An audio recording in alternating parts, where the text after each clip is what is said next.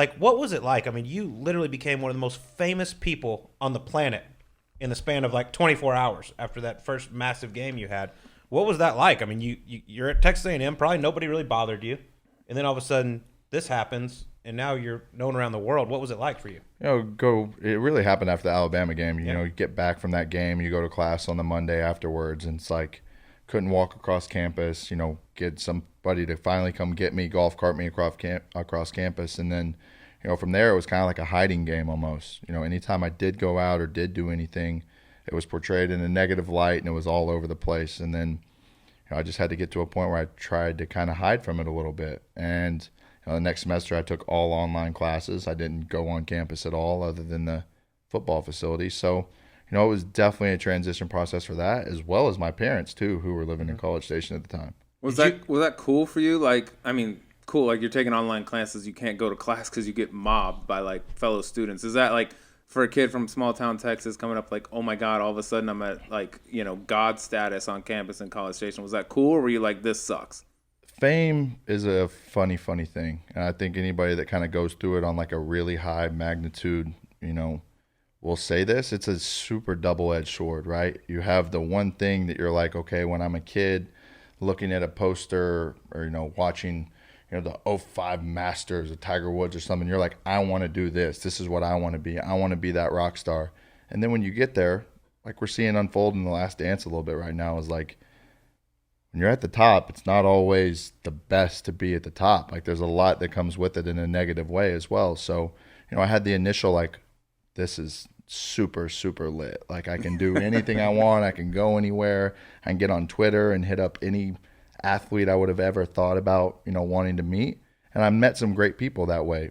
But at the same time that you're looking out, people are looking in on your glass box too. And you're 20, 19? 18 at the time. I remember when like Manziel Mania, quote unquote, whatever you want to call it, came out. I remember like I'm as far removed as you can be. I'm out of college. I'm out here in Arizona. And like all of a sudden after the Alabama game, it was like you couldn't turn on the TV without being like, yo, here's this kid in College Station going ham. Yeah, it was nuts. I mean, we had a good team. You look at the guys now who I played with when I was there. Jake Matthews just signed a max deal with the Falcons. Mike Evans.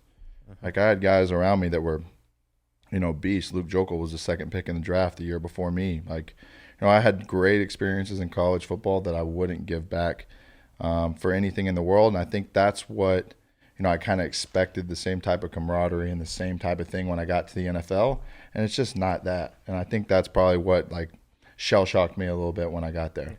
So you're an 18-year-old kid going around Texas A&M campus, the biggest deal there is. Around. Normal stuff. What's the coolest thing you got to experience? I mean, there's obviously a lot of negatives. You couldn't go anywhere because you get attacked everywhere. But what's some of the coolest things you got to experience when you're in college? I remember going to a college football award show in Miami. We got to go if you won the O'Brien or the Biletnikoff or the major individual awards in college football. You got to go to Miami for 3 or 4 days.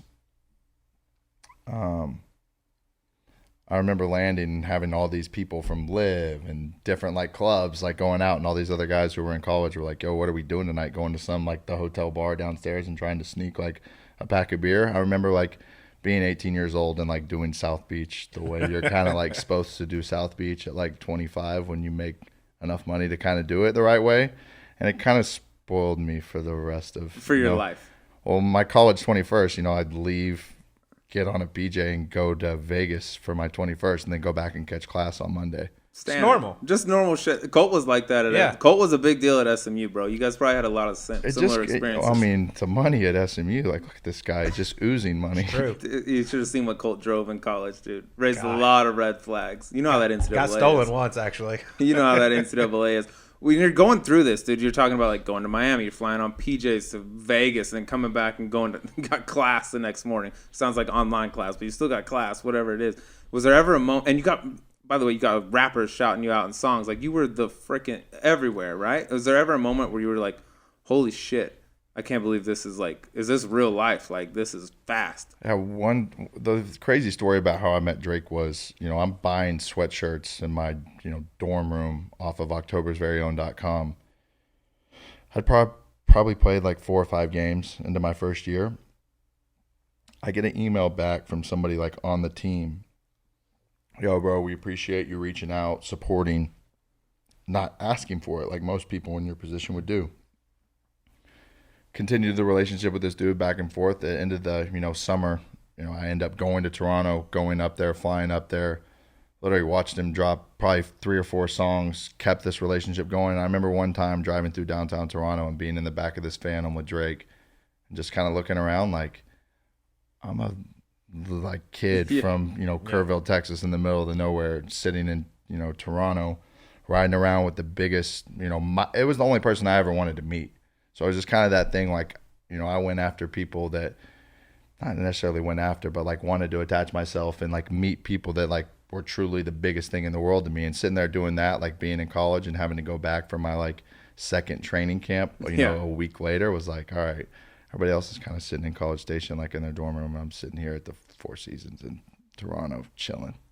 Yeah, that's a different deal. Is that how it started with like you and All Drake? off Like the everybody email knows all you got off the the Al, email you got chain. the OVO. And then- Are you guys still boys? Yeah, I mean, we still still talk talk? here and there. Like, whenever I get a chance, I've been to probably 50 shows, got a chance to go see him in Paris, bounced around a little bit with him over there, and been to probably, another 20 shows here. Like, great friend off of, something that happened 18 at the, height of my, football kind of stardom. But, the cool thing about this and the thing that I like the most about what fame has kind of brought me has been the people I meet, right? The days that just us playing golf that one day, that'll always have a, lasting memory in, my head. Good people.